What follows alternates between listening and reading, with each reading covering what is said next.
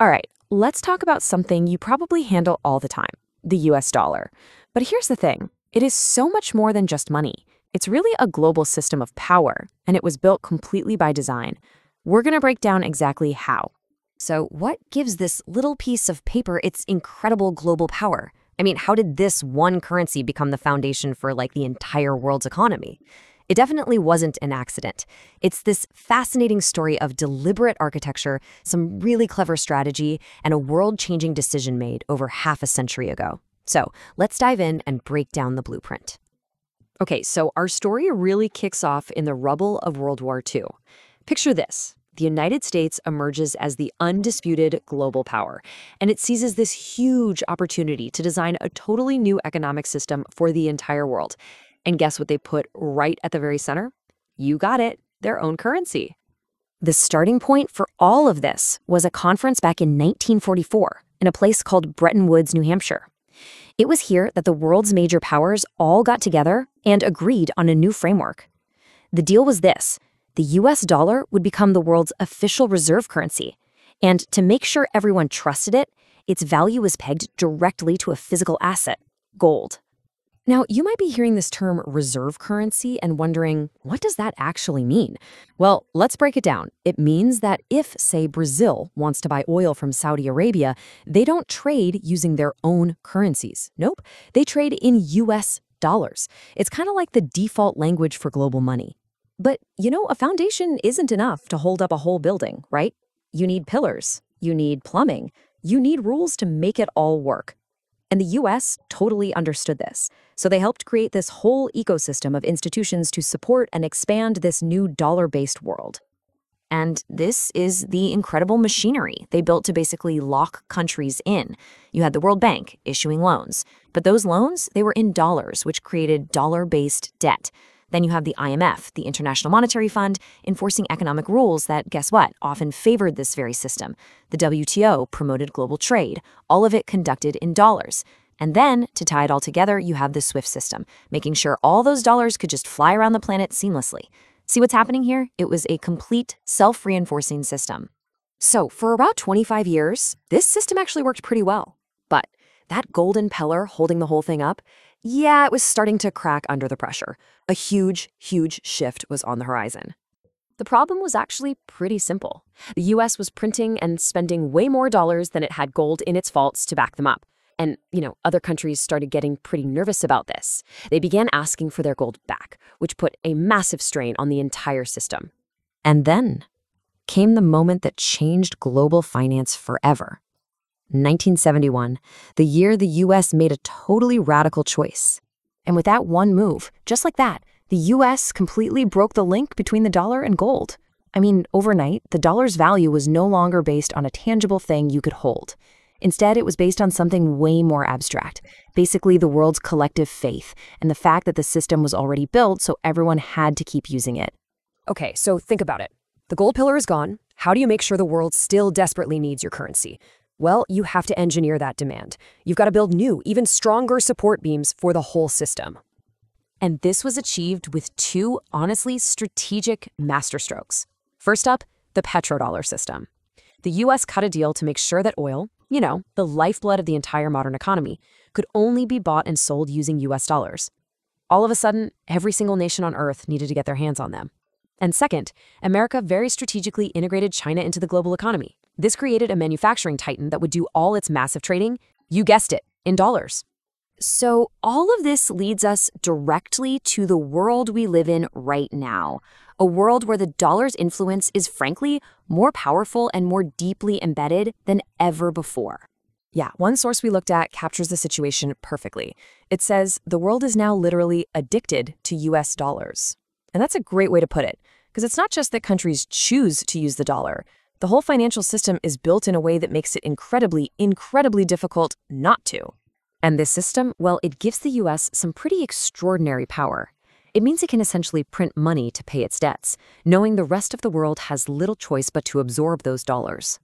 And because of that, economic decisions made in Washington, they create these massive ripple effects everywhere, from Tokyo all the way to Sao Paulo. And here's the kicker. The ultimate strength of this system isn't that it's the best one. It's that it's pretty much the only one. The infrastructure, the dependency, the sheer scale of it all, it just makes creating a real alternative a monumental, nearly impossible task for any other country or group of countries. So this all brings us to a really fascinating question for the future. I mean, for decades, the dollar has been the absolute bedrock of the global economy. But what happens if that bedrock starts to crack? What would a world that isn't built on dollar dominance even look like? That is a question that's going to define the 21st century. Welcome to the debate. You know, when we look at the physical infrastructure of a modern city, say the electrical grid, there's this comforting illusion of, well, natural evolution. We flip a switch, the lights come on, and we just tend to assume that the grid grew organically, like it inevitably reached out to wherever the demand happened to be. Yeah, it feels almost like a law of physics. I mean, we don't usually think about the municipal planning boards from a century ago or those early power monopolies that, aggressively drew the zoning lines and fought off competitors. We just see the current flowing and assume it was always meant to be exactly this way. Exactly. But if you dig up the streets, you see the deliberate choices. You see exactly where the heavy cables were laid to, say, bypass certain neighborhoods and prioritize others. You realize the grid wasn't just built to neutrally supply power, it was engineered to consolidate control over who gets to keep the lights on. Right. And this is a big but. Regardless of who laid those cables or, what their initial geopolitical motives might have been, the city today is completely structurally dependent on that exact grid. You can't just unplug a metropolis because you happen to disagree with the historical zoning laws. The pure utility of the grid eventually, it supersedes its origins. And that underlying tension right there is exactly what we are exploring today. We're looking at the architecture and the enduring nature of global U.S. dollar hegemony. We'll be drawing our framework directly from the historical analysis provided in the text, The Architecture of Global Dollar Hegemony. Yeah. I'm taking the position today that this dominance wasn't an accident, and it isn't just a convenient utility. It is an aggressively maintained system of enforced dependency, and artificially manufactured demand, deliberately designed to scale the U.S. economic system worldwide. And I look at that exact same history and arrive at a completely different conclusion. I will argue that while the origins were absolutely engineered, no doubt about that, post-1971 dollar hegemony survives today primarily through structural necessity, its institutional utility, right? The system sustains itself through the sheer impossibility of opting out. Well, let's ground this in how the architecture was actually poured. Because after World War II, the United States didn't just want to, participate in the global economy, it sought to define it. Sure. At the 1944 Bretton Woods Conference, the dollar was essentially anointed as the world's reserve currency. The arrangement was that other currencies would derive their value from the dollar, and the dollar itself was pegged to gold, to project an aura of trust. But the coercive machinery built to expand this system is what we really need to look at. Coercive? Yes, coercive. The U.S. helped create major institutions, specifically the World Bank and the IMF, to enforce this adoption. I mean, coercive is a really strong word for institutions that literally helped rebuild a devastated post-war planet. But look at how they rebuilt it, right? The World Bank was established to issue loans, effectively acting as a carrot to bring devastated or developing countries into the U.S. fold. Okay. Meanwhile, the International Monetary Fund, the IMF, acted as the stick. It didn't just hand out relief money. It enforced strict economic reforms. If a developing nation wanted a bailout, the IMF mandated structural adjustments. Right. Conditional lending. Exactly. And this specifically meant pushing the privatization of state-owned assets, water systems, power grids, railways, all so that U.S. capital could come in and purchase them. I mean, I look at this Bretton Woods framework like a proprietary operating system in the tech world. The U.S. built the hardware, the dollar, and then forced the entire global economy to install its specific software, the IMF and the World Bank, just to function. If you wanted to participate in international trade, you had to accept the user agreement. That is an architecture of control. Well, sure, it was a proprietary operating system, but let's be honest about what preceded it. Before Windows or Mac, early computing was a mess of incompatible code. Yeah, it was fragmented. Right. And the global economy after World War II was exactly like that, fragmented, devastated. completely lacking liquidity. You're focusing heavily on the IMF and the World Bank as these malicious enforcers, but you are completely ignoring the other core pillars of this architecture. I'm talking about institutions like SWIFT, the Bank for International Settlements, trade agreements like GATT. Because those were just mechanisms to make the control more efficient. No. They were mechanisms to make global trade possible in the first place. Let's actually look at the mechanics of SWIFT, right? The Society for Worldwide Interbank Financial Telecommunication.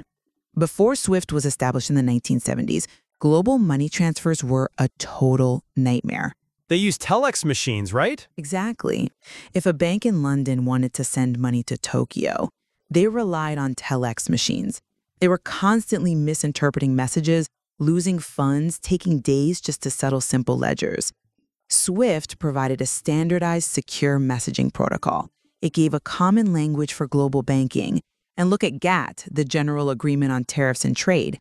It essentially rewrote the rules to lower tariffs globally so that countries could actually afford to trade with one another. But again, on American terms. Yes, the United States gave the world an operating system. And yes, it favored the architect. I'm not denying that.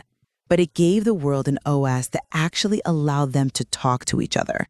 It wasn't just forced compliance. It was the delivery of a much-needed, highly functional service. Okay, but that utility was a luxury they could only afford until the gold ran out. And that's the problem with your structural utility argument. By the late 1960s, the U.S. was trying to fund the Vietnam War and these massive domestic social programs simultaneously. The guns and butter policy. Exactly. The spending vastly outpaced the actual gold sitting in Fort Knox. So the fundamental promise of Bretton Woods, that the dollar was as good as gold, was revealed to be a mathematical impossibility. Countries like France saw the writing on the wall. They started demanding actual gold for their dollars. Which leads us to 1971. The Nixon shock. Right. In 1971, the U.S. abruptly closed the gold window. They ended dollar-gold convertibility. Overnight, the dollar was just paper. Now, if the dollar's dominance was truly just about, neutral utility and standardized banking languages like you claim, the free market should have corrected the dollar's value downward. People should have fled to other assets. Well, it was a rocky transition. But instead, the U.S. realized it had a massive problem. Without gold, how do we force people to hold our paper? They actively manufactured artificial demand through two massive geopolitical maneuvers. I know where you were going with this, but calling it artificial demand fundamentally misunderstands how markets adopted it. Let's just walk through the mechanics of the petrodollar system, because there is nothing organic about it. In the early 1970s, the U.S. made a strategic agreement with Saudi Arabia. The U.S. would provide military protection and weapons to the Saudi royal family. In exchange, Saudi Arabia agreed to price all of its oil exports exclusively in U.S. dollars. Right, a masterstroke of diplomacy. But think about what that actually means for the rest of the world. Every single country on Earth needs oil to keep their lights on and their factories running. If Saudi Arabia only accepts dollars for oil, then every central bank in the world is suddenly forced to hold U.S. dollars in reserve, just to buy their own energy. The U.S. literally engineered a scenario where their fiat paper became a global necessity. Look, I don't deny the geopolitical calculus of the petrodollar agreement. It was a brilliant, highly deliberate move by the U.S. government. But there is a massive difference between a catalyst and a resulting state. You're treating the initial push as if it explains the next 50 years of momentum. Because that momentum was carefully curated. I mean, they didn't stop with oil. They executed the exact same playbook with the rising China strategy. The U.S. aggressively integrated China into the global economy by giving them market access, foreign investment, tech transfers. To open their markets, yes. With the explicit goal that China would become the world's factory, and that they would conduct all that massive global trade in dollars. They engineered dependency in global energy, and then they engineered dependency in global manufacturing. Okay, wait, let me stop you right there. You keep calling it engineered dependency, but let's actually look at the mechanics of what happens after Saudi Arabia and China start taking all those dollars. What do they actually do with them? Well, they hold them in reserve. They do a lot more than hold them. They recycle them, and this is the absolute crux of the structural lock-in. Saudi Arabia sells oil, and they receive billions of U.S. dollars. They can't just stuff billions of physical bills under a mattress, right? They need a safe place to park that wealth where it will earn interest. So what do? They buy U.S. Treasury bonds. Right. China does the exact same thing. They export cheap TVs and electronics to the U.S., they get dollars, and they buy U.S. treasuries. By buying U.S. debt, they are actually funding the U.S. government's deficit, which keeps U.S. interest rates low, which allows American consumers to buy more Saudi oil and more Chinese TVs. Right, which only proves my point. It's an inescapable loop designed to feed U.S. consumption. It is a loop, yes, but it's sustained by network effects, not coercion. Once oil is priced in dollars, and once the U.S. Treasury market becomes the deepest, most liquid financial pool in human history, it just makes mathematical sense for everyone else to use it. If Brazil wants to sell soybeans to Japan, they price it in dollars because both of their central banks already hold dollars for their energy needs. Sure, it's convenient. Using a third currency introduces massive exchange rate friction. So the U.S. may have planted the seed with the petrodollar, but the forest grew because the soil of global trade desperately required a single, deeply liquid medium of exchange. The demand might have been initiated artificially in the 70s, I'll grant you that. But the utility it provides today, massive liquidity and standardized pricing, is entirely real. You're calling it a real utility, but look at the actual cost of that utility to everyone who isn't the United States. If you're listening to this and wondering why your groceries are more expensive, or, why inflation feels completely out of control globally, this exact dynamic is where that story starts. Because global trade fundamentally relies on this architecture, the U.S. has the disproportionate power to simply print money and export its inflation to the rest of the world. Well, exporting inflation is a pretty complex mechanism, though. Let's make sure we're defining how that actually hits the ground. Let's break it down mechanically then. When the U.S. government decides it needs to stimulate its own economy, or say fund a crisis response, the Federal Reserve essentially prints trillions of new dollars. Basic supply and demand dictates that when you flood the system with new money, the value of each individual dollar drops. It loses purchasing power. Right. Now, if the U.S. were a normal country, that would just be a domestic problem. But remember the petrodollar? Global commodities like oil, wheat, and copper are all priced in U.S. dollars. Right. So when the dollar's value drops, the nominal price of those commodities usually goes up to compensate. Exactly. Now imagine you are a middle-class citizen in Colombia or South Africa. Your country didn't print trillions of dollars, your government didn't stimulate your economy, but suddenly the central bank of your country has to print more of your local currency just to buy the exact same amount of U.S. dollars to pay for the exact same barrel of oil. Yeah, it's a harsh reality. It is. The U.S. essentially dilutes the purchasing power of every nation that is forced to hold those dollars in their reserves. We print paper out of thin air, and the rest of the world provides actual goods, services, and human labor in exchange. That is not a system surviving on mutual utility. The world is addicted to the dollar, and I use the word addiction deliberately here. It implies a malicious dependency. The system survives because the architect holds all the keys and actively prevents anyone else from changing the locks. Look, I don't dispute the profound asymmetry of the system. I completely agree that the U.S. wields an extraordinary, highly disproportionate power to print money and shape global economic outcomes. But you are ignoring the fundamental reality of the modern era, the barrier to exit. The hegemony is no longer sustained by active U.S. coercion. The U.S. military isn't forcing Japan or the Eurozone to buy treasuries today. It is sustained by the sheer friction of alternative systems. But the friction exists because the U.S. built it that way. Even if they did, how do you undo it? Let's say a coalition of nations, the BRICS nations, for example, wants to bypass the dollar tomorrow. What does that mechanically require? A new framework. A massive one. First, they have to recreate SWIFT, meaning thousands of banks across different jurisdictions with completely different legal frameworks have to somehow agree on a new secure messaging protocol. Second, they have to find a currency with a bond market as deep and liquid as U.S. treasuries to store their reserves. Where are you going to park trillions of dollars of global wealth? Well, they're trying with gold and local currencies. But it doesn't scale. The euro bond market is fragmented. China has strict capital controls, meaning you can't easily move your money in and out of the yuan. Gold is physically cumbersome, and crucially, doesn't yield interest. So they are trapped. Yes, but they are trapped by structural architecture, not by a gun to the head. To opt out, you have to convince millions of disparate buyers and sellers across the globe to simultaneously agree on a new unit of account, a new store of value, and a new medium of exchange.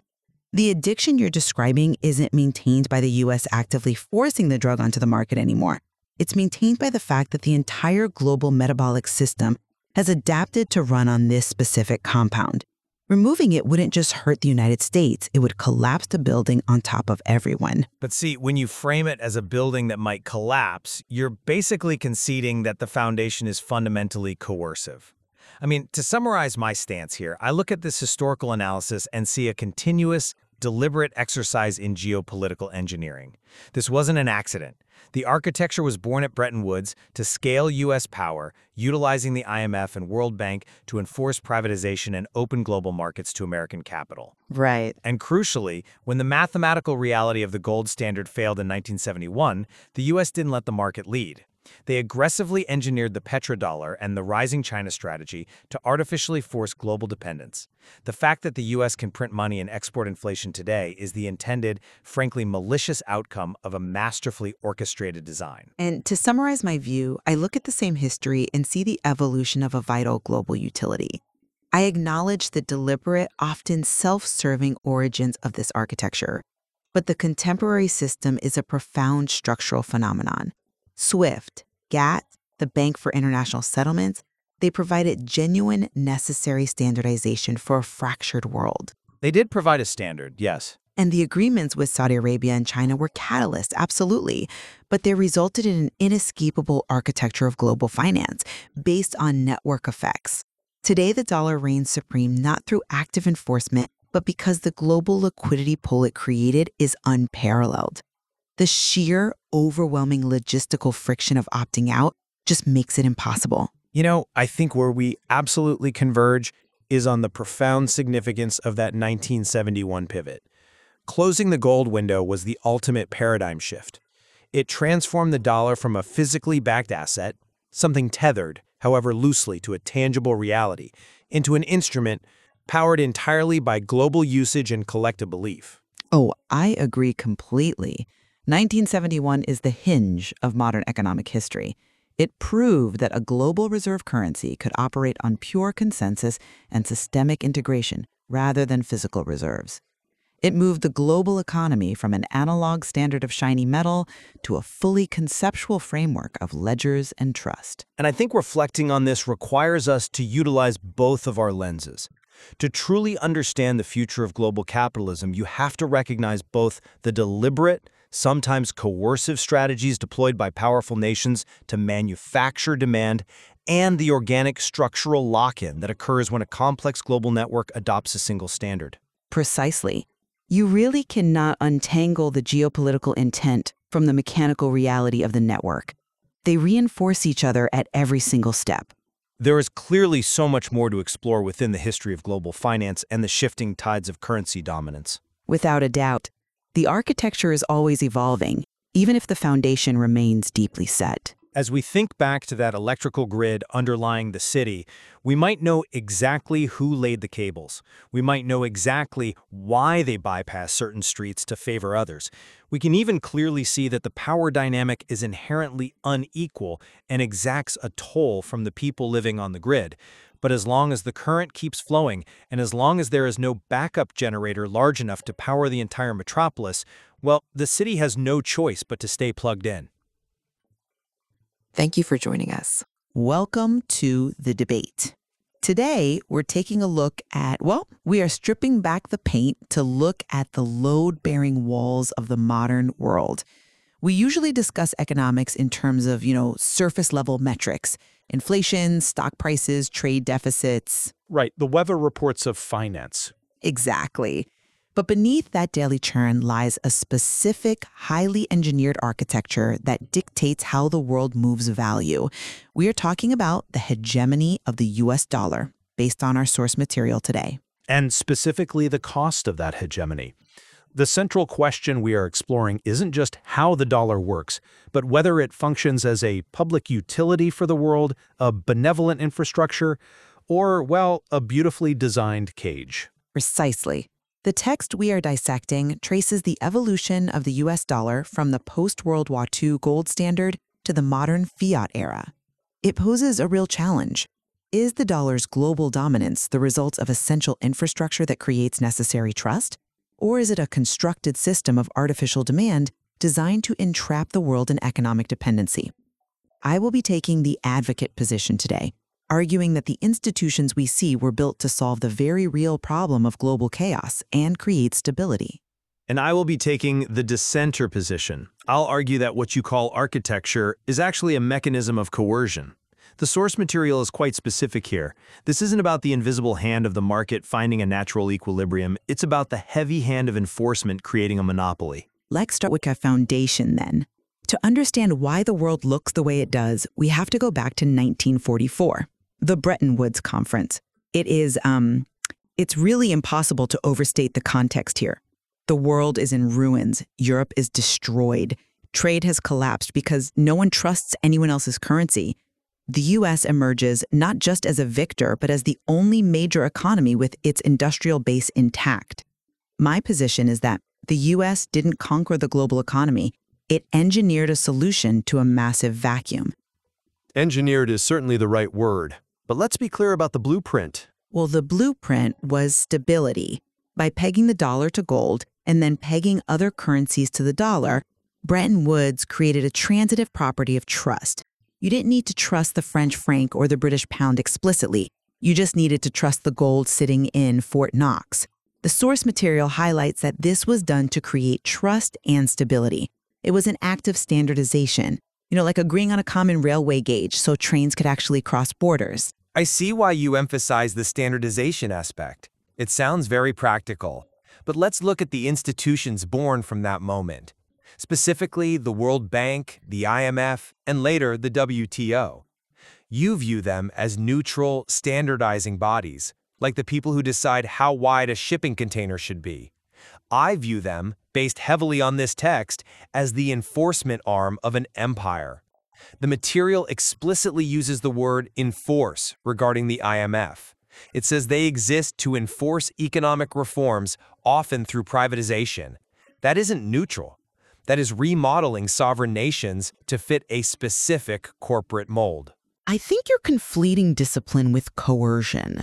If you want to plug into a global electrical grid, you have to match the voltage. That isn't oppression, that's physics. That's what SWIFT is. The source describes SWIFT as the tool to standardize global money transfers. Before SWIFT, cross-border payments were a nightmare of telex messages and manual ledgers. It was slow, it was prone to error, and it was incredibly expensive. The Bank for International Settlements, the BIS, acts as a coordinator. These bodies brought countries into the system. They reduced friction, and in economics, reducing friction creates wealth. But into the system implies a binary choice, join or starve. The friction wasn't just removed, it was weaponized. These institutions, the World Bank issuing loans, the WTO promoting free trade, they wired the global house so that only one power plant could supply the energy. When the IMF comes in enforcing privatization, what does that actually mean? It means selling off public assets to private investors, often foreign ones. That is an extraction mechanism. And the precariousness of that setup becomes really undeniable when we move to the pivotal moment in the text, 1971. Right, the Nixon shock, the end of the gold window. The default. Let's call it what it was. By the late 1960s, the source notes that U.S. spending on wars, specifically Vietnam, and domestic social programs had vastly outpaced its gold reserves. The backing was gone. The fiscal discipline you praised in Bretton Woods evaporated. The U.S. was writing checks it absolutely couldn't cash. It was a crisis of liquidity, certainly. That it was also a realization that the gold standard was too rigid for a modern, rapidly expanding global economy. It was a breach of contract. In 1971, the U.S. ended dollar-gold convertibility. The text says clearly, From that moment, the dollar's value relied purely on global belief and usage rather than physical backing. Now, in a true free market, if the collateral for a loan disappears, the value of the debt collapses. If I tell you my loan is backed by my house and then I sell the house but keep the money, you stop lending to me. But the dollar didn't collapse. We have to ask why. Because of the network effect. And this is the crucial insight regarding infrastructure. By 1971, the plumbing we just discussed, SWIFT, the banking coordination, the deep integration of supply chains, it was already cemented. The dollar had utility beyond the gold backing. It was the operating system of global commerce. You don't just delete your operating system because the company changes the warranty terms. The cost of switching was simply too high. The belief wasn't blind faith. It was a pragmatic recognition that the dollar was the only currency capable of handling global volume. That is the lock-in argument, and it holds some water. But the source material suggests something far more calculated than just passive network effects or inertia. It attributes the dollar's survival to artificial demand. U.S. policymakers realized that if the world didn't want dollars for their gold value, the U.S. had to make the world need dollars for their survival. You're referring to the petrodollar arrangement. I am. And I want to be very precise about the mechanics here, because this is where the popular understanding often misses the nuance. The text states that oil-producing nations, specifically Saudi Arabia, agreed to sell oil only in dollars. Think about the economic physics of that. Every nation on Earth needs oil to run its tractors, its factories, its cars. To buy oil, you now need dollars. To get dollars, you have to sell your goods to the United States. Or exchange your currency for dollars on the open market, yes. Which creates a permanent structural demand for U.S. currency, regardless of U.S. economic health. It forced the world to hoard greenbacks. It wasn't trust that kept the dollar afloat after 1971. It was the biological necessity of energy. The U.S. effectively replaced gold with oil, but without actually owning the oil, just by controlling the transaction layer. That is a very cynical reading of what was, in reality, a stabilizing mechanism. Look at the alternative.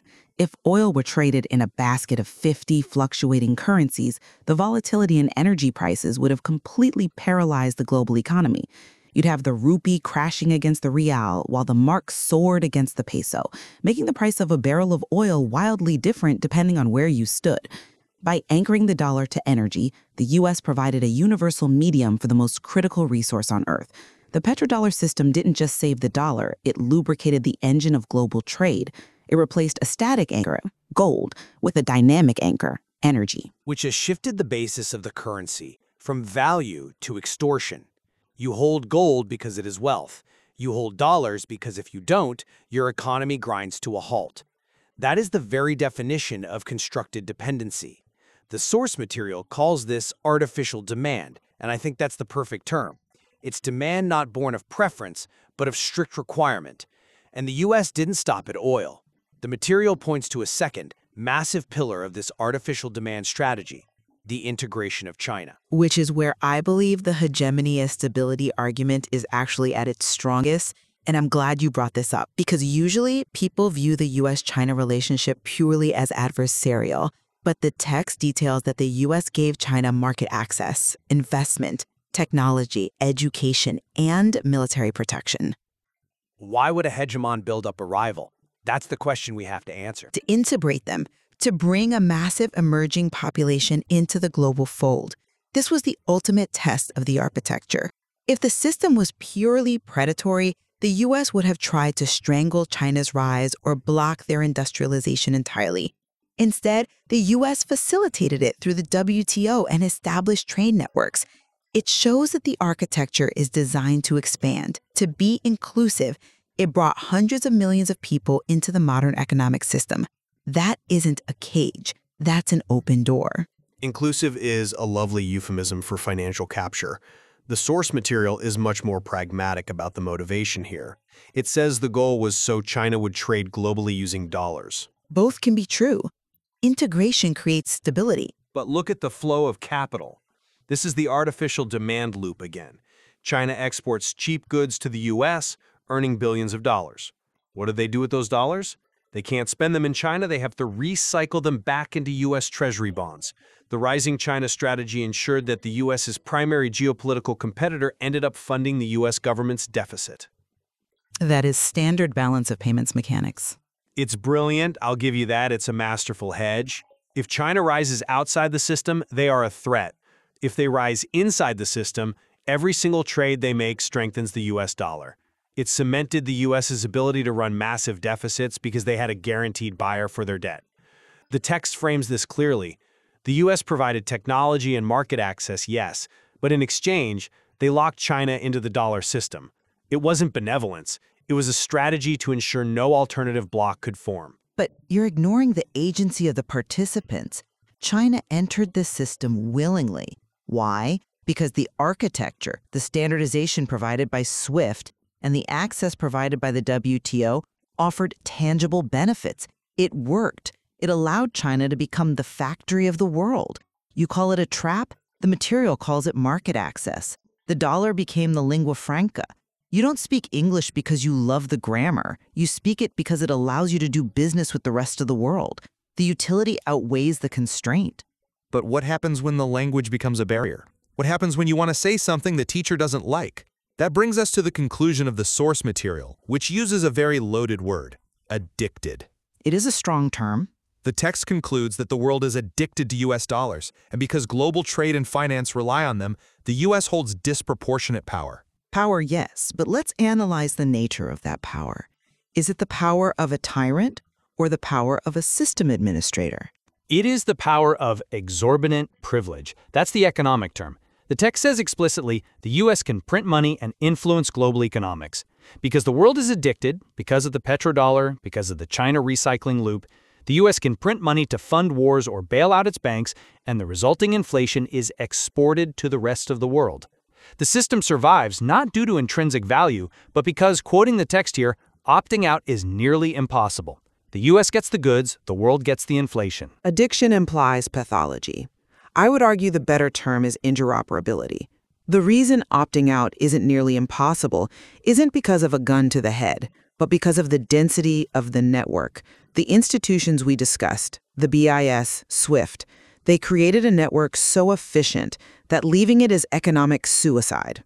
If you are a country and you decide to stop using dollars, you are effectively cutting yourself off from the global internet. You are going back to dial-up while everyone else is on fiber optics. A standard controlled by one nation is not a standard. It's a monopoly. And monopolies extract rent. A standard maintained by one nation.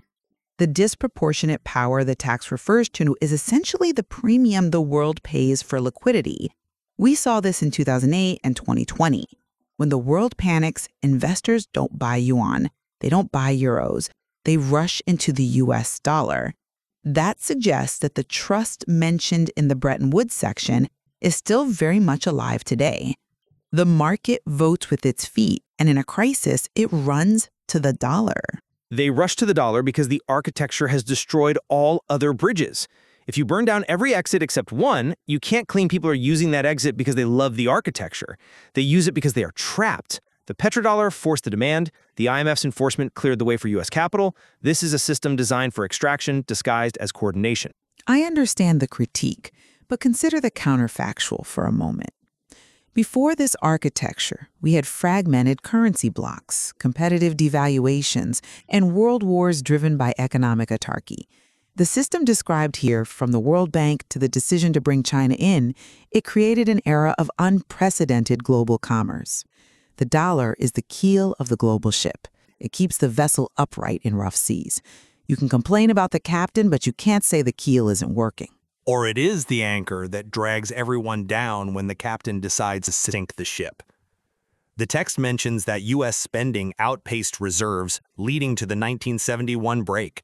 That pattern hasn't stopped. It has accelerated. The system allows the U.S. to be financially irresponsible without immediate consequence because the artificial demand forces the rest of the world to absorb the excess. That is not stability. That is a ticking time bomb. The infrastructure actually encourages bad behavior by the host. And yet, the bomb hasn't gone off. This system adapts. It moved from gold to oil, and then to broad-based integration of global markets. This resilience suggests that the architecture is robust. It bends, but it doesn't break. Or it suggests the leverage is absolute. It suggests the addiction is so deep that the patient cannot quit even when the drug becomes toxic. Let's look at the rising China aspect one last time before we wrap up. The text lists investment, technology, education as things provided to China. These are transfers of real, tangible value. The U.S. effectively exported its own industrial base to maintain this dollar hegemony. That's a cost the U.S. paid. If the system was purely extractive for the U.S., why hollow out your own manufacturing? Because it benefited the financial elite who run this architecture at the expense of the domestic worker. The goal, as the text states, was to ensure global trade occurred in dollars. They sacrificed the factory to save the bank. It proves my point. The preservation of the dollar system is the primary directive, overriding everything else. It's about maintaining belief and usage at all costs. The architecture serves itself. Well, we are nearing the end of our time, and we need to synthesize this. It seems we are looking at the exact same blueprint, but seeing two completely different buildings. Indeed. One sees a cathedral of commerce, the other sees a fortress. My reading of this material leads me to conclude that while the U.S. undoubtedly benefits from this arrangement, the architecture itself, from the vision of Bretton Woods to the technical standardization of SWIFT, provides the trust and standardization required for a functioning global economy. It is a utility that the world uses because it works. It creates a predictable environment where trade can happen. Without it, we return to the chaos of the pre-war era. And my reading leads to the conclusion that the architecture is a gilded cage. From the IMF's enforcement of privatization to the petrodollar's forced usage, the system is designed to allow the U.S. to print value while the rest of the world works for it. It is, as the text explicitly states, a system of artificial demand replacing intrinsic value. It is stable only as long as the world accepts the enforcement. We clearly have some deep areas of continued disagreement here. We certainly do. But it leaves us with a profound question about the nature of global connection.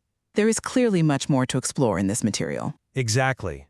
Whether the difficulty of opting out is a sign of a robust, indispensable system, or a monopolistic trap that we are all simply too invested in to dismantle. a fascinating architecture to explore, either way. Thank you for listening to the debate. Welcome back to the Deep Dive. Today, we're doing something a little different. We take a second right now, wherever you are. Yeah, if you're commuting or, washing the dishes. Exactly. Just mentally reach into your pocket. Or, more likely these days, unlock your phone and open up that banking app you probably check a little too often. Just look at the number. Right. The number that basically dictates so much of our lives. Yeah, the U.S. dollar. It's the single most ubiquitous object in the global economy. It's the water we swim in, right? Yeah. We work for it, we save it, we stress about it. We definitely measure our success by it. Oh, absolutely. And usually we think about money, specifically the dollar, as just being there, like gravity or oxygen. Just a neutral fact of the universe. Right. You buy a coffee, you hand over $1 or tap your card. It's just a unit of measurement. That is definitely the common perception, that it's just a tool, a yardstick for value. Yeah, but today's deep dive is going to completely shatter that illusion. We are looking at a really fascinating and, frankly, kind of mind-bending piece of analysis titled The Architecture of Global Dollar Hegemony. And honestly, the title alone kind of gives the game away. It really does. Yeah. Because, architecture, that's a very specific word choice. It is. Architecture implies a building. It implies blueprints. It implies a creator. Precisely. And the core premise of the material we're unpacking today is that the dominance of the dollar, the fact that you can go to almost any corner of the planet and people will recognize and value that green piece of paper, that isn't an accident of history. Right. It isn't just because the U.S. makes good movies or has a big army. Those things obviously play a role. They do, but this source argues that the global reliance on the dollar is an engineered system. It is a product of specific, deliberate design choices. Massive infrastructure projects, really. Political and financial infrastructure. Exactly. And a series of strategic pivots that have kept this whole system running for 80 years. See, that is what hooked me immediately when I read this. The idea that this piece of paper is actually a designed product with a very specific function to maintain a certain global order. It's a bold claim. It is. And the source material takes us on this incredible journey from the end of World War II, where the system was literally drawn up on a chalkboard, all the way to the present day where we are supposedly, and I quote, addicted to it. Yeah, and it uses that word very specifically, addiction. It does. And we are going to unpack that metaphor because it has some really heavy implications for you and me. But before we get to the addiction, we have to look at how the drug was developed, so to speak. We need to go back to the blueprint. Right, back to the moment the foundation was poured. Which takes us to, what, 1944? 1944, the Bretton Woods Conference. No, I feel like I learned about this in high school history class for maybe, I don't know, 5 minutes. It was just a vocabulary word I had to memorize for a multiple choice test. I think that's true for most people. But our source suggests this is arguably the most important economic moment of the entire 20th century. Oh, absolutely. Maybe even more important than some of the actual battles of the war. It's really hard to overstate it. So set the scene for us. Okay. To really understand why the dollar is in your pocket today, you have to transport yourself back to that specific moment in 1944. The world is in absolute chaos. World War II is drawing to a close, but the cost has just been astronomical. Right. Europe is in ruins. Major cities, London, Berlin, Warsaw, they are literally rubble. The industrial base of the entire continent is destroyed. Asia is devastated. Completely. And the global trade networks that existed before the war, they've been blown apart by submarines and bombers. It's just a total vacuum. The global economy is effectively broken. It is. And in that vacuum, there is really only one major power still standing with its industrial base totally intact. Because the fighting didn't happen on U.S. soil. Exactly. The factories in the U.S. are humming, the cities are untouched by bombs, and crucially, their vaults are absolutely overflowing. Overflowing with gold. Yes. At that specific moment in history, the United States held approximately 2/3 of the world's monetary gold. 2/3. Just think about the leverage that gives you. That's insane. So the U.S. basically invites everyone, I think it was representatives from 44 nations, to a hotel in Bretton Woods, New Hampshire. Which, by the way, sounds like a very lovely, peaceful place to completely restructure the global order. It was very scenic, yes. And the U.S. basically stands up and says, okay, everyone, here is how money works now. Essentially, yes. You have to remember, it wasn't really a negotiation among equals. Right. It was a listen to the guy with all the gold kind of situation. Precisely. Yeah. And the goal, according to our source material, was to scale the U.S. economic system worldwide. Right. They needed a way to stabilize global trade because at that point, nobody trusted anyone else's currency anymore. Which makes sense. I mean, how do you trade with France if you literally don't know if the French franc will be worth anything the next day? You can't. You need an anchor. So at Bretton Woods, they crown the dollar as the world's reserve currency. They do. But let's unpack reserve currency for a second, because that just sounds like financial jargon. What does that actually mean for, say, the average country in 1945? Think of it this way. It means the dollar becomes the sun in the solar system of money. The agreement was that every other currency, the British pound, the Italian lira, they would all be pegged to the U.S. dollar. Meaning the exchange rate was fixed. Right. You knew exactly how many dollars a pound was worth, and it didn't fluctuate wildly. Okay, so the pound orbits the dollar. But what does the dollar orbit? What is the anchor for the U.S. currency? Gold. That was the genius of the system. The U.S. guaranteed that if you held a dollar, you could trade it in for a specific amount of physical gold. Right. The text mentions it was $35 for an ounce of gold. Exactly. $35 an ounce. So the dollar wasn't just paper. It was essentially a claim check. It was a certificate that said, I literally own this tiny sliver of a gold bar sitting in Fort Knox. That's exactly how it functioned. And because the U.S. held the vast majority of the world's gold at that time, everyone trusted it.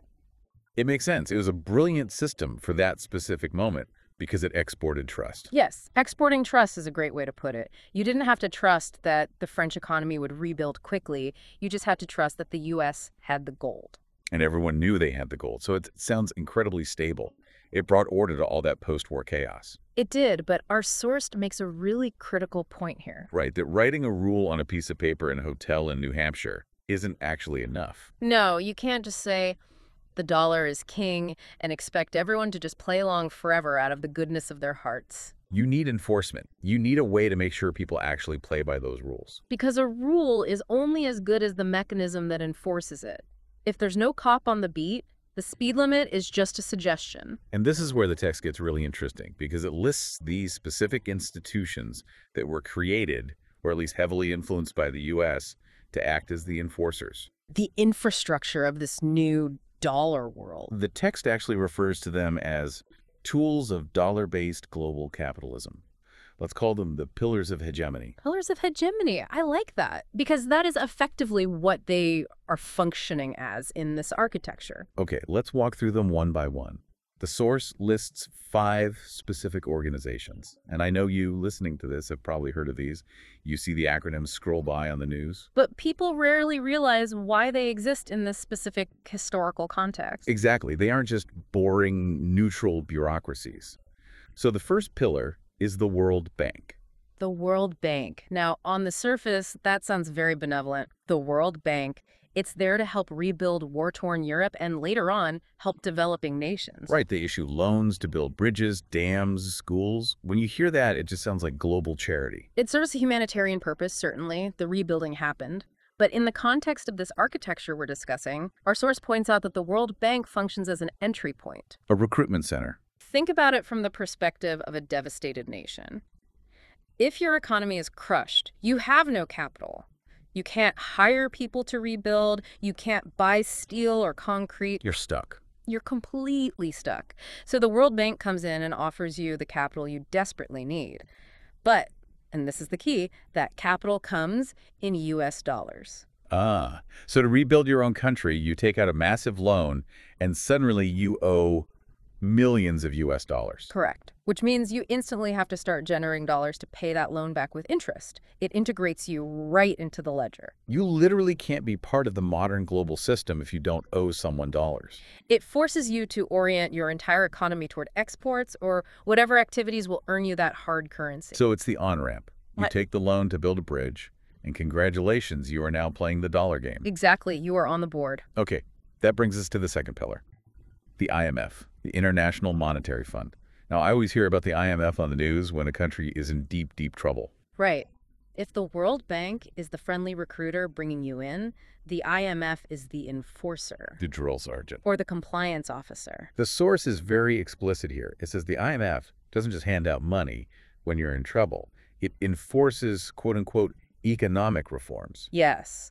When a country gets into a crisis, maybe their currency's crashing or they can't pay their debts, they go to the IMF for a bailout, and the IMF says, okay, we will save you, we will give you the billions you need to keep the lights on, but... There's always a but. Always. But in exchange, you need to fix your economy so this doesn't happen again, and fix, in the eyes of the IMF, usually means making it look a lot more like the U.S. economy. The source text explicitly links these reforms to the word privatization. That is a crucial keyword. The IMF will often dictate terms. They'll say, you need to balance your national budget. So you need to sell off your state-owned oil company, you need to sell off your public water utility, privatize your telecom system. And who usually has the money to buy those massive national assets when they go up for sale? Usually it's international investors, Western investors. People holding dollars. Exactly. So the implication the text is drawing here is profound. It's not just lending money to a struggling nation. It's actively reshaping how that country's internal economy works. It's forcing them to open up to foreign capital, breaking down their protective walls to fit the U.S. model. It ensures the global economy becomes standardized. Wow. Okay, so the World Bank gets you in the door, and the IMF remodels your house to match the rest of the neighborhood. That is a very cynical way to phrase it, but structurally, according to the source, that's incredibly accurate. All right, pillar number 3, GDTT, which later became the WTO, the World Trade Organization. This one is pretty straightforward. If you have engineered global currency, you need goods to move freely across borders so that the currency can also move freely. Right, because if every country puts up massive tariffs taxes on imports, it slows the whole game down. Exactly. The WTO's entire job is to lower those barriers, reduce tariffs, promote free trade. They want to make it as easy as possible for $1 spent in New York to buy a widget manufactured in Mumbai. It greases the wheels of the whole machine, removing friction. Yes. It builds the superhighway system. Without free trade, the dollar's reach would be severely limited by national borders. The WTO essentially tries to erase those economic borders. Okay, the fourth pillar is one that has been in the news a ton over the last few years, especially with global sanctions. SWIFT. SWIFT, the Society for Worldwide Interbank Financial Telecommunication. Now, the text refers to this as standardizing global money transfers. But honestly, that sounds incredibly boring. Why is a money transfer system a pillar of hegemony? Because you have to think of SWIFT as the plumbing of the entire global economy, or maybe the fiber optic cables of the financial world. How does it actually work? It's essentially a highly secure messaging system. When you send money from, say, your bank in Chicago to a bank in London, nobody is actually putting stacks of cash on an airplane. You are sending a secure message via SWIFT that settles the accounts between those two banks. It just says debit account A, credit account B.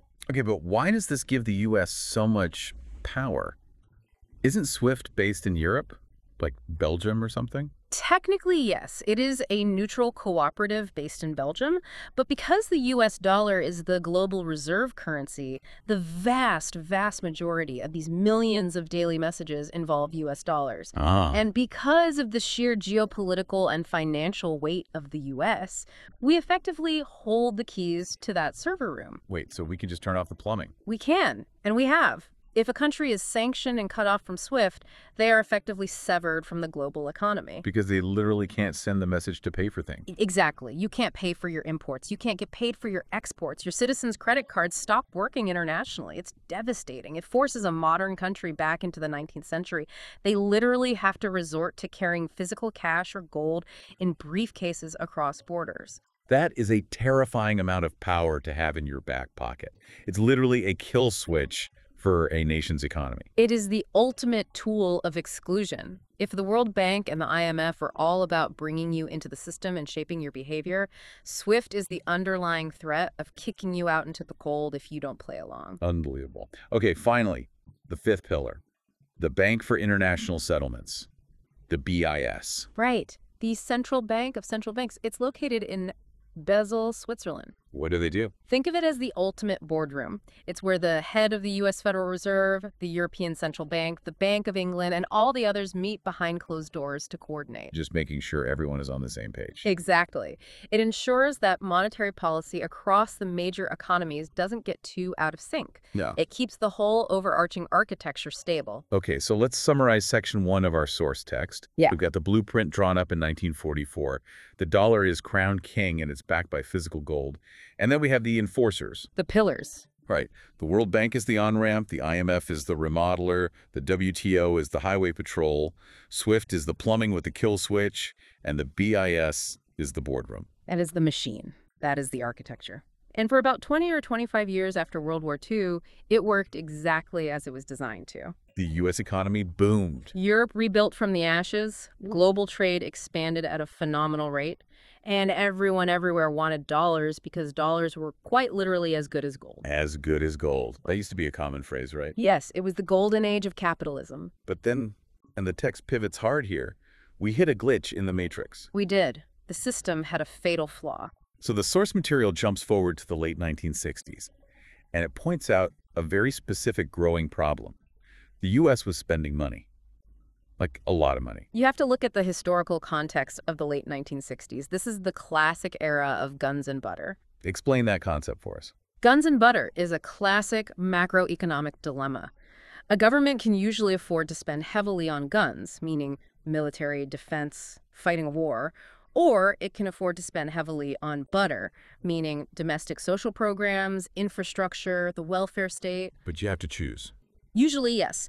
It is exceedingly difficult to afford massive expansions of both simultaneously without bankrupting the Treasury.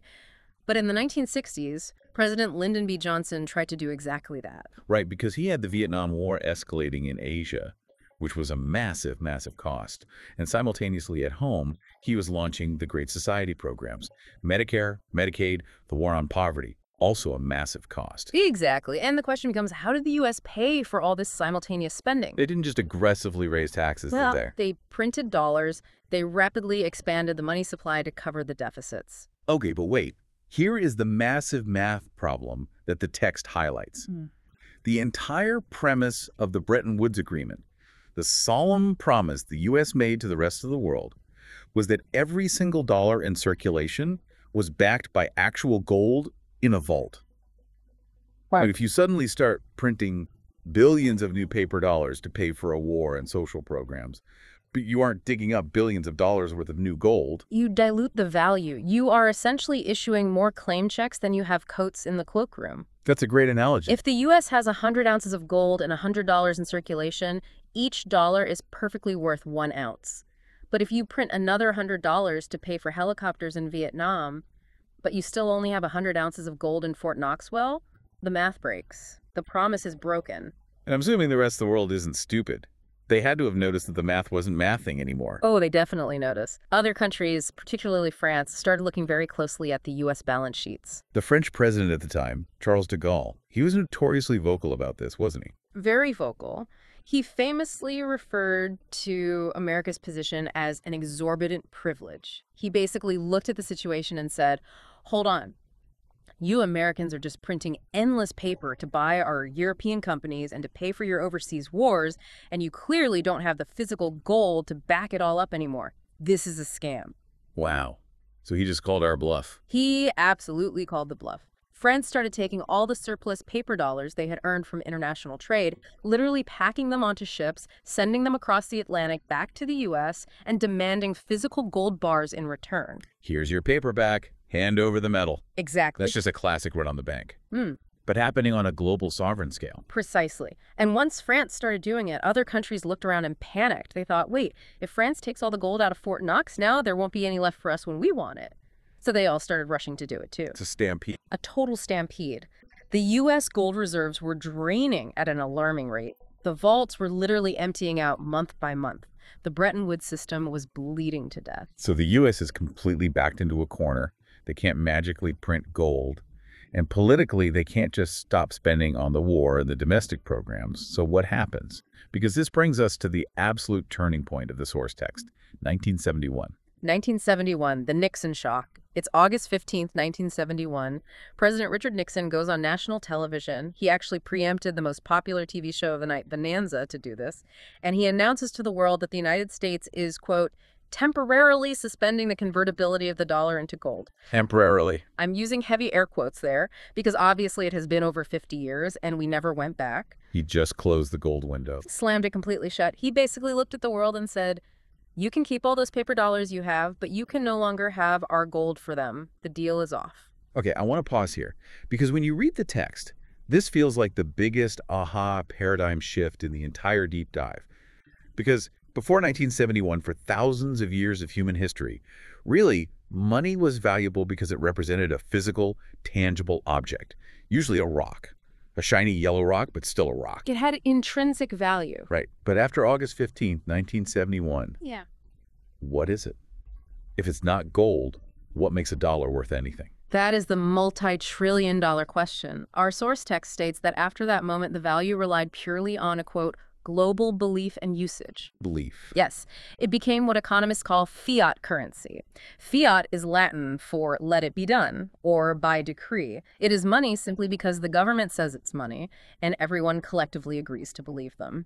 But wait. If I'm France or Japan or Saudi Arabia in 1972, and the U.S. government just told me on television, hey, remember that solemn promise about the gold? Yeah, just kidding. Why on earth wouldn't I just dump all my dollars immediately? Why didn't the entire global economic system just collapse right then and there? Yeah. That was the massive crisis of confidence. And theoretically, you're right, it should have collapsed. Or at the very least, the dollar should have completely lost its status as the world's reserve currency. Because if you can't trade it for a hard asset like gold, why would you want to hold your nation's wealth in it?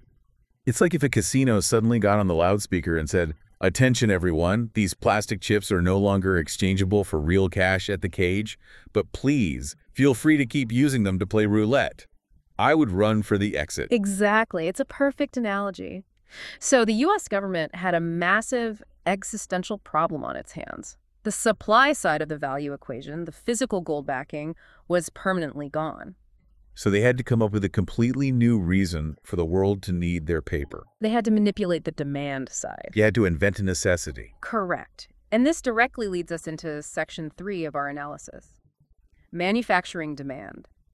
The source argues that the U.S. executed this brilliant and arguably completely Machiavellian strategy to artificially prop up the dollar after the gold window closed. The text actually uses that exact phrase, creating artificial demand. I love that phrasing because it implies that this isn't a natural market force. It's entirely engineered. The U.S. strategists realized that if foreign countries didn't want dollars for the gold anymore, they had to make them need dollars for something else. something even more essential to their survival than gold. Which brings us to step one of this new strategy, the petrodollar system. This was the absolute masterstroke.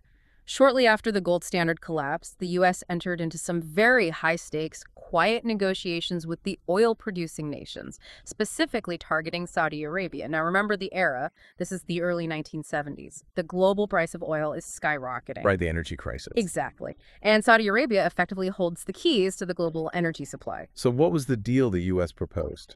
It was essentially a grand bargain, a geopolitical quid pro quo.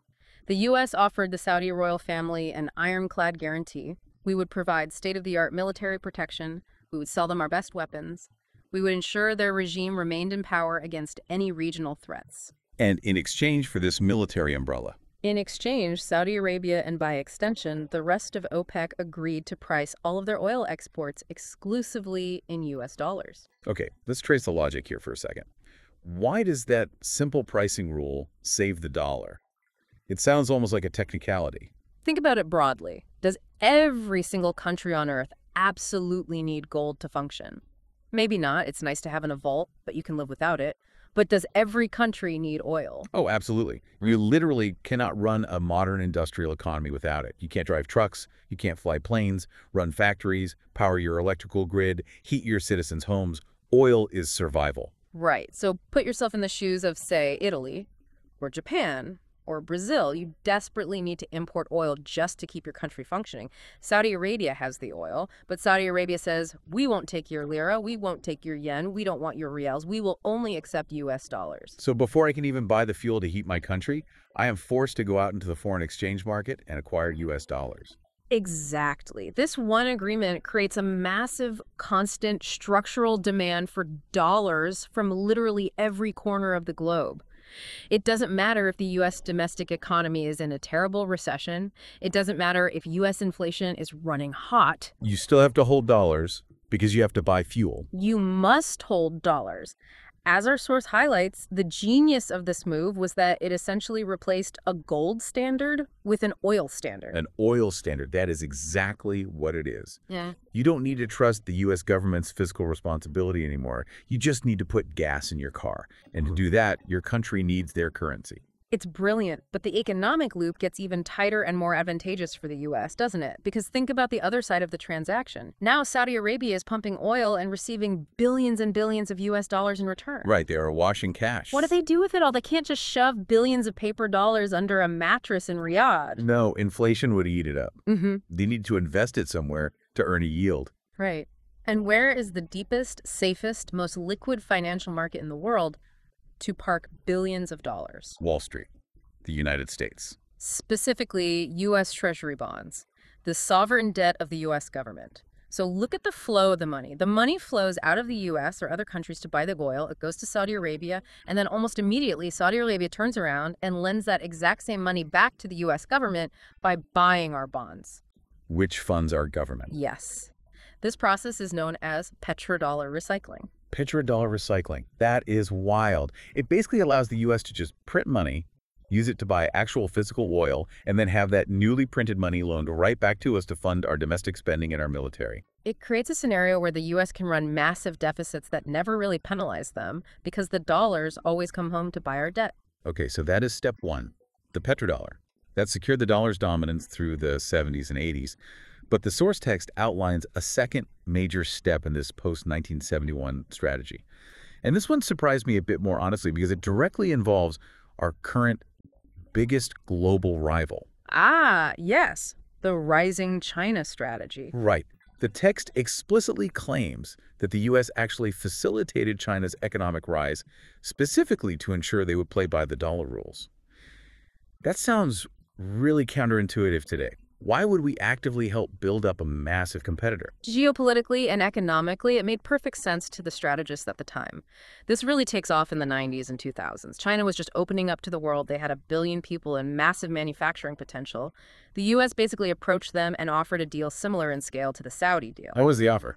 We offered them unparalleled market access. We essentially said, we will buy your cheap manufactured goods. We will sponsor your entry into the WTO. The World Trade Organization. Yeah. One of our enforcement pillars from earlier. Exactly. We brought them into the club.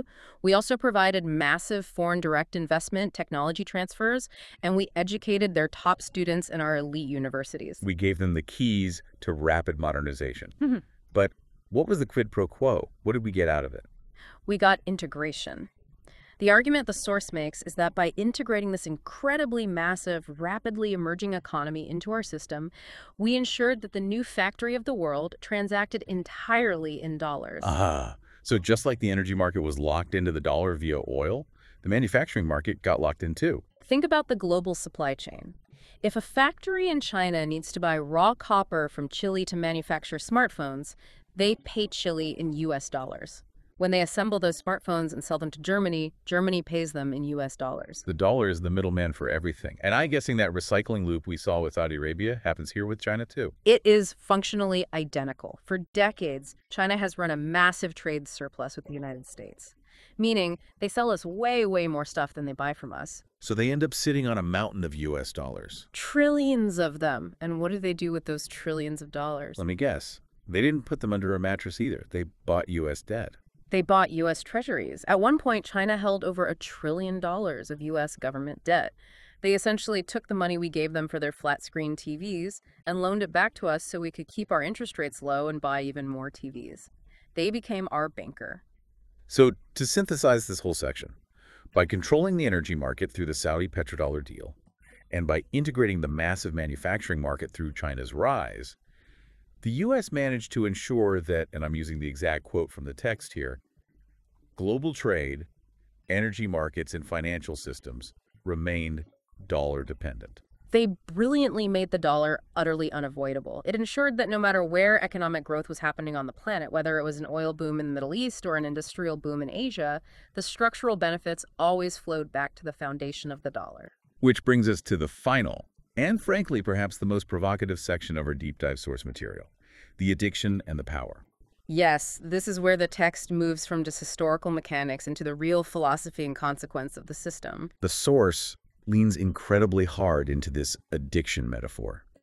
It says the world is now addicted to US dollars. Let's look at that metaphor clinically for a second. What is the actual definition of addiction? It's a dependency where withdrawal is either incredibly painful or outright impossible. You don't necessarily take the drug because you enjoy it anymore. You take it because your body will get violently sick if you stop. Wow. And the text mirrors that.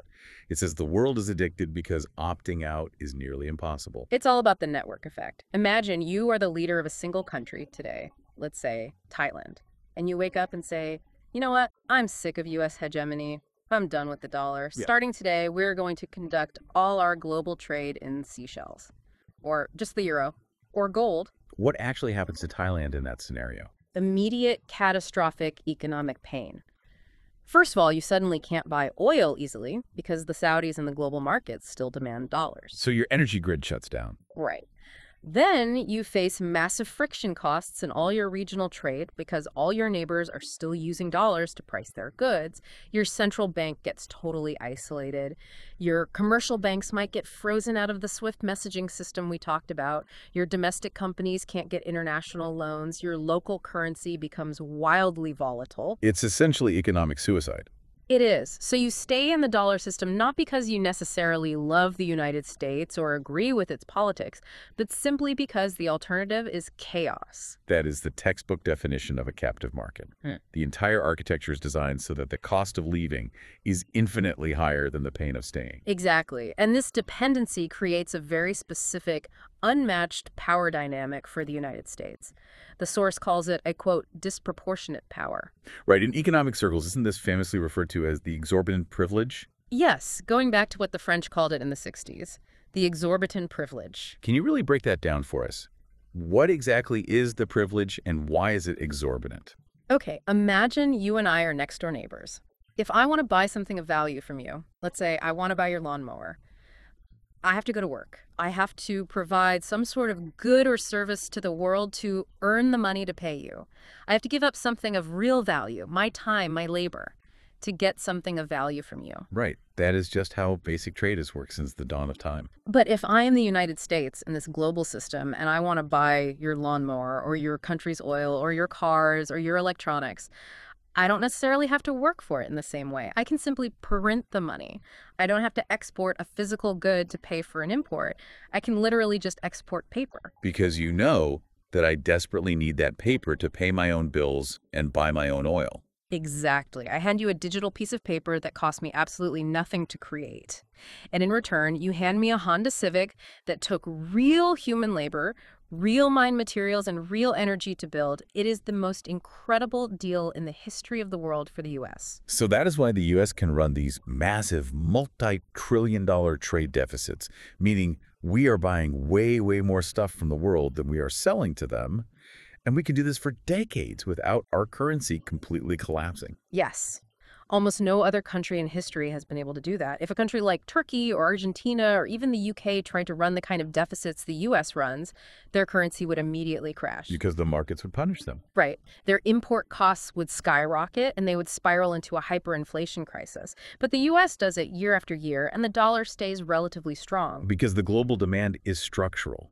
It is manufactured and enforced. Because the rest of the world has to absorb those dollars.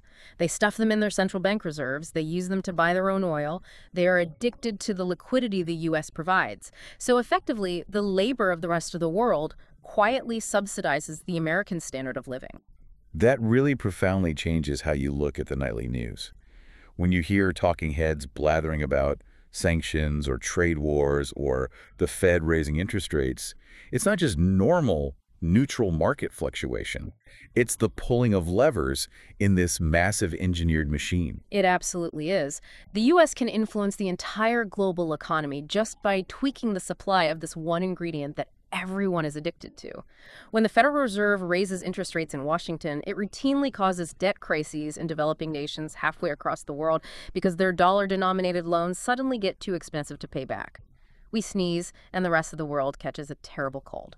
But, the source text ends on a somewhat ominous note. It says the system survives, quote, not due to intrinsic value, but because opting out is nearly impossible. And that is the dark conclusion of the whole piece, because it implies a hidden fragility. Right, because intrinsic value, like gold, is real. Physics dictates its value. It's a shiny metal that doesn't tarnish.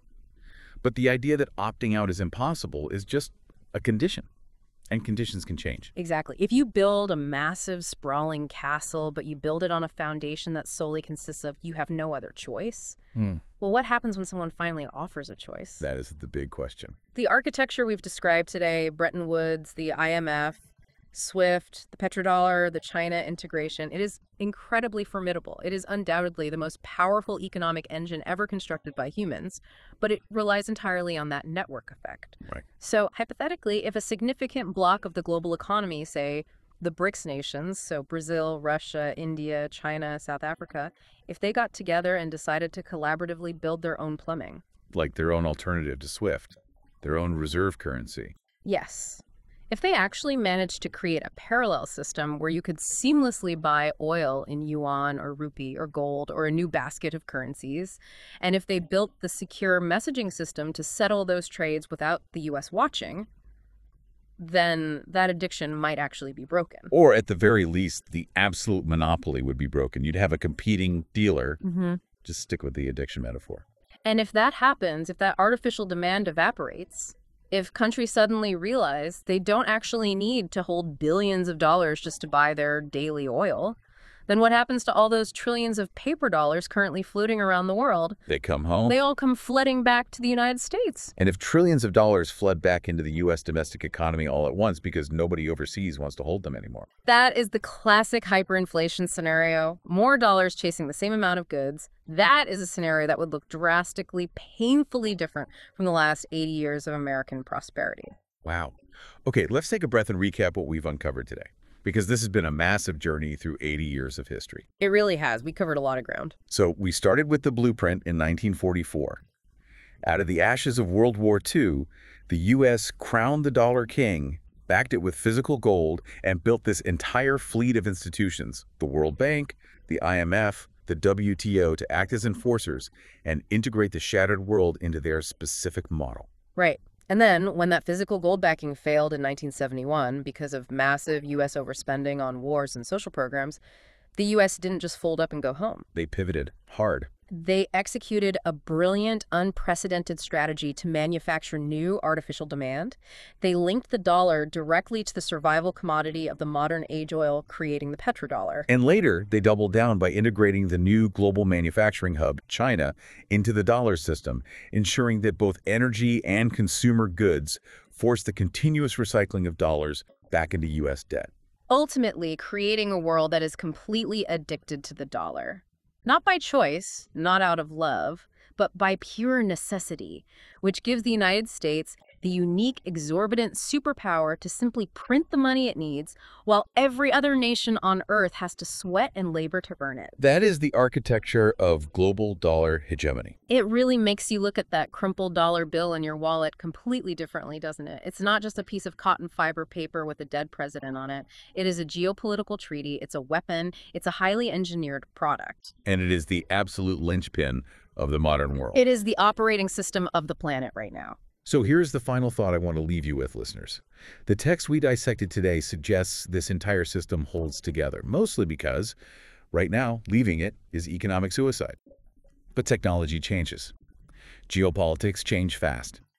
If the collective belief in usage that replaced gold in 1971 starts to crack, if digital currencies or new geopolitical alliances offer a viable patch for this global addiction, does the whole architecture hold strong?